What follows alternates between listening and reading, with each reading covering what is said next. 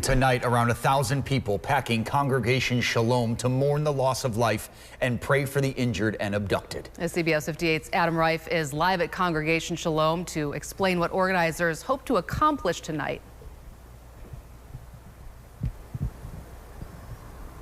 Natalie Jessup, good evening. It seemed like everyone had a personal story to share, whether at the lectern or in the audience. It could have been family members still in harm's way, even people killed that they knew over in Israel.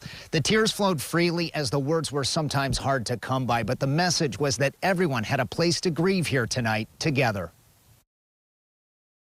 Andy was shot in his head, in his leg, and Daniel was shot in his chest.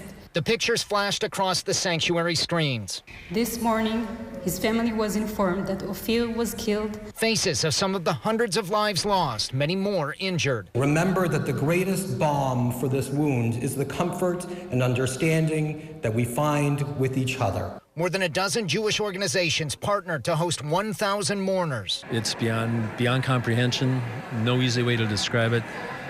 It just breaks your heart. The congregation sang along with the cantors the Hebrew words, "I'm still alive."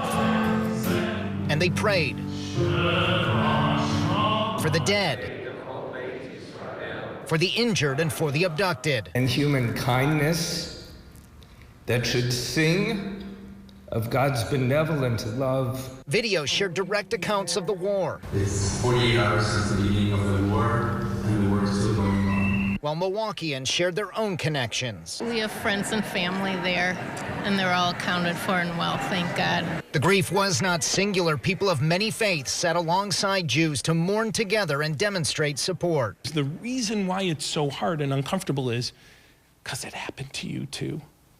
You're human. Shock and even hopelessness were still prevalent, but the goal was to try to process the anger and sadness. And we're going to have hope because we're going to rebuild together. The service closed with the national anthem of the U.S. and of Israel, the hope.